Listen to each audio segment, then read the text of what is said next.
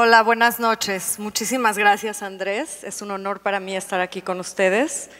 Hoy les voy a hablar de la reversión temporal. Me encantaría decirles que he encontrado la fórmula para construir un vehículo que nos pueda hacer viajar en el tiempo. Pero desafortunadamente hoy en día eso todavía no es posible.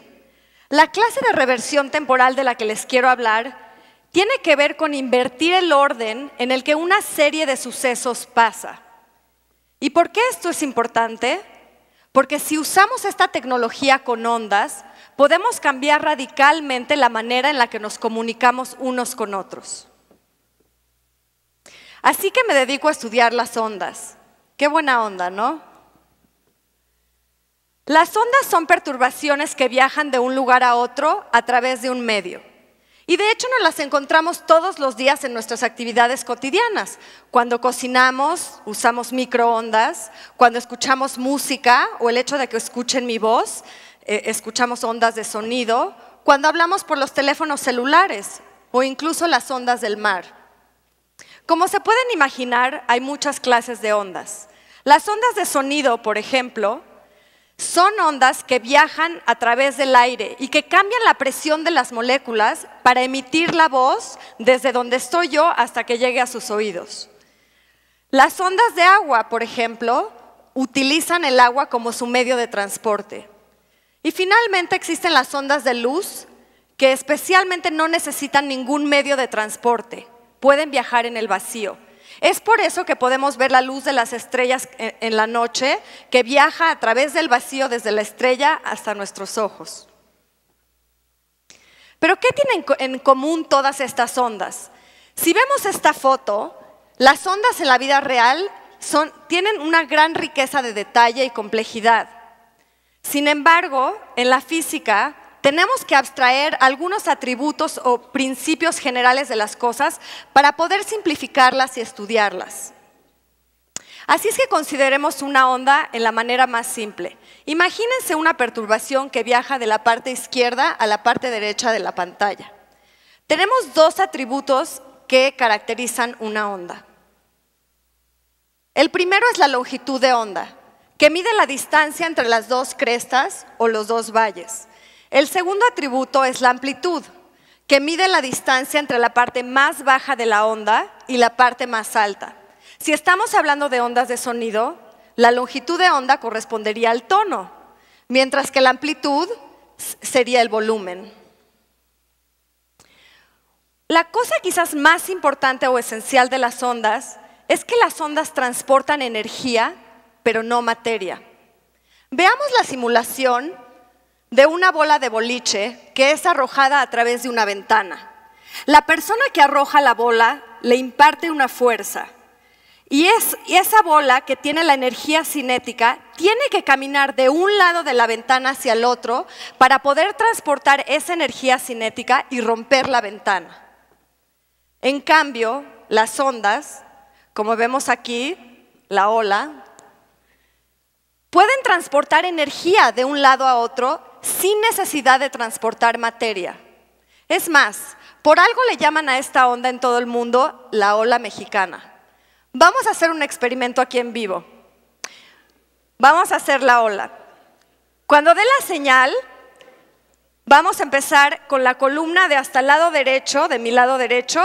Se va toda esa columna hasta arriba, hasta los balcones, a parar de su asiento, levanta los brazos y inmediatamente se sienta. La siguiente columna lo va a hacer medio segundo después de la primera. Y así se repite el experimento hasta que quiero ver que pase toda esta perturbación hasta el otro lado del auditorio. ¿Listos? 1, 2, 3.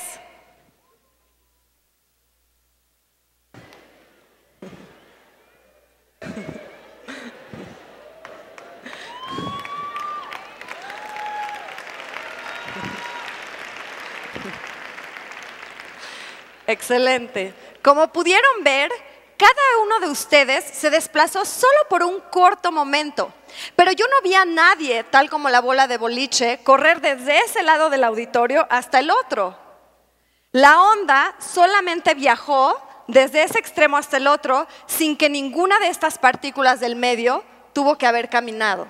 Eso es algo muy especial de las ondas. Una tercera característica que es muy importante es la interferencia. Cuando escuchamos el radio, por ejemplo, y se oye la señal sucia es porque están interfiriendo varias señales. La interferencia constructiva sucede cuando, digamos, mandamos dos ondas con la misma amplitud y la misma longitud de onda, como las vemos aquí.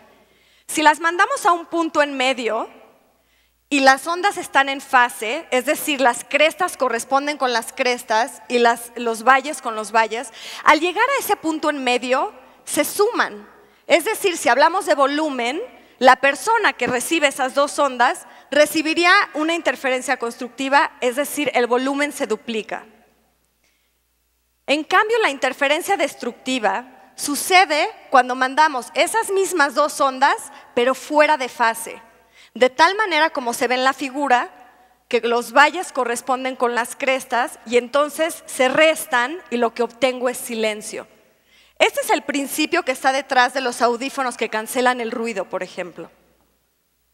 Ya que todos somos expertos en ondas, ahora sí podemos hablar de la reversión temporal. Aunque es un nombre un poco esotérico, en realidad es una idea muy simple. Se trata simplemente de revertir el orden en el que una serie de ondas llega a un lugar determinado. ¿Cómo es esto? Digamos que yo les envío la palabra hola. Lo que ustedes van a recibir primero es la H, después la O, la L y después la A. Pero si después ustedes revierten esa palabra y me la mandan a mí de regreso, lo que yo voy a recibir entonces es la A, la L, la O y la H. Eso es todo lo que es la reversión temporal. Podemos hacer esto con conversaciones y señales de sonido enteras. Revertirlo es solamente voltearlo al revés y poner lo que recibí primero al final y viceversa.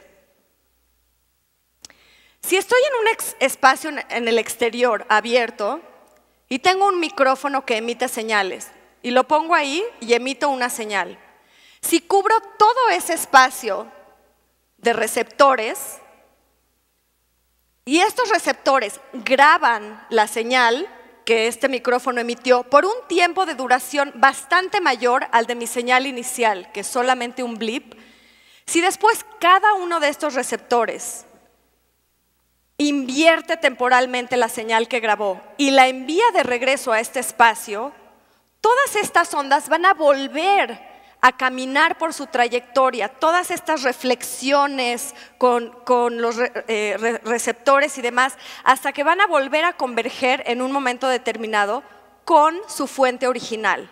Es decir, regresa la onda al emisor. Lo sorprendente de la reversión temporal en lugares cerrados, como este auditorio, es que no se necesita más que un solo receptor. ¿Y por qué es esto? Porque las paredes del lugar nos ayudan a reflejar y mandar la onda en muchísimas más trayectorias y ángulos de los cuales existen en un espacio abierto. Y esta información de las llegadas de la onda al receptor son las que van a servir para provocar un enfoque en el espacio aún mayor. De hecho, mientras más compleja sea la arquitectura del lugar, mejor es el enfoque. Déjenme contarles la mecánica de un experimento. Toda esta teoría la hicimos con experimentos computacionales. Sin embargo, tuve la fortuna de también hacer este experimento en la vida real. Este es un cuarto de estas dimensiones, una pequeña habitación. Ponemos un emisor en un lado y un receptor en el otro. En realidad estos solo son micrófonos que pueden tanto emitir señales como recibirlas.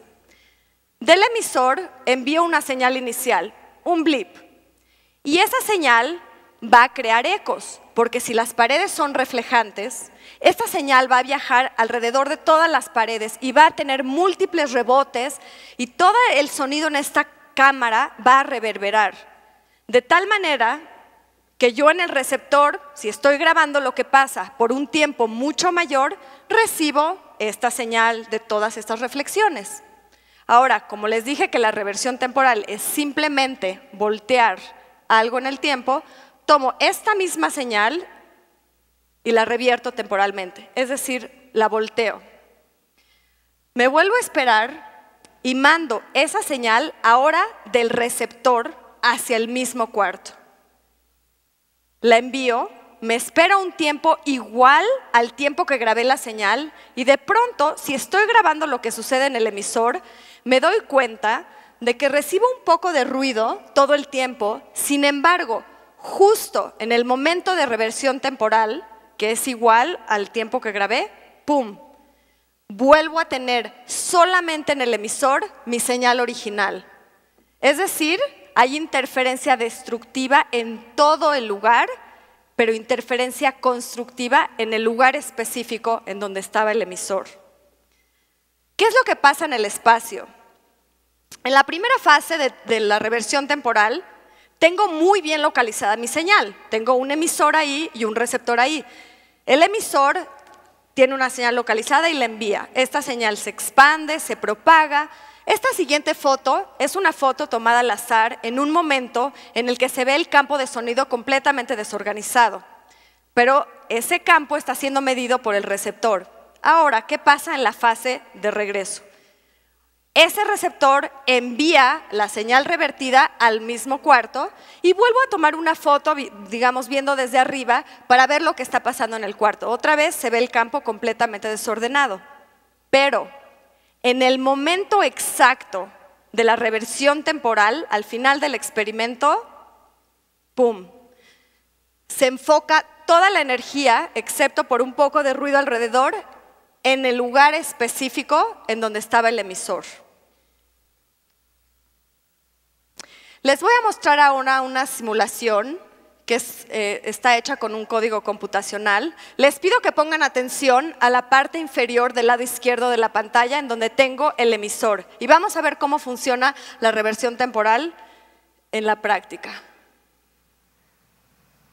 Vemos cómo sucede la onda, se empieza a propagar. Lo interesante de este experimento es que esta línea blanca es una pared. Es decir, que funciona incluso cuando la división entre dos cuartos tiene un orificio muy pequeño. Como ustedes pueden ver en ese agujerito, que en la vida real representa cuando hablamos por celulares, por ejemplo, y tenemos un corredor muy angosto o una ventana.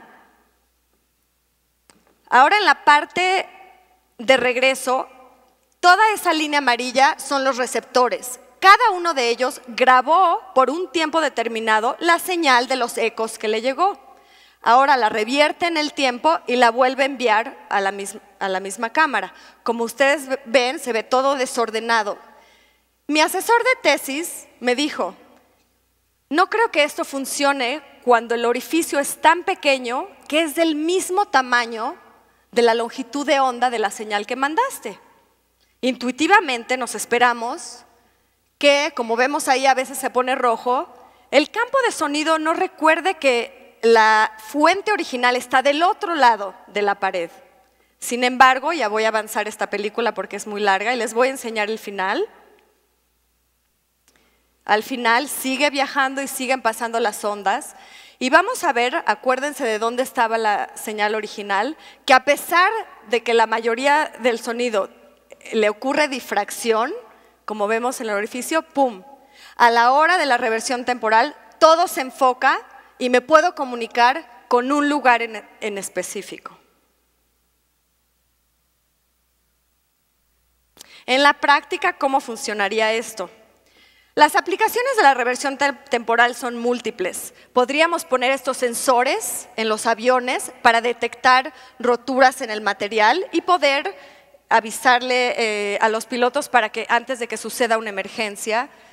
En la litotripsia en medicina, cuando queremos destruir piedras en el riñón, enfocamos toda la energía en un lugar en específico y mandamos una onda que mata a la piedra del riñón sin dañar nada del tejido circundante.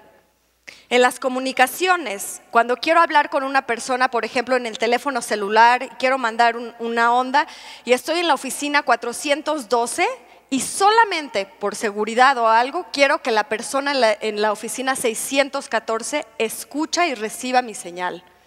Estamos en una estación de metro quizás y quiero platicar y conversar solamente con una persona que se encuentra allá. Pues puedo hacerlo de esta manera. Déjenme darles un ejemplo de cómo lo utilizaría aquí. Ya que el receptor sabe cómo mandar señales a lugares específicos, de cada uno de sus asientos voy a educar a un emisor que lo voy a colocar en algún lugar del auditorio.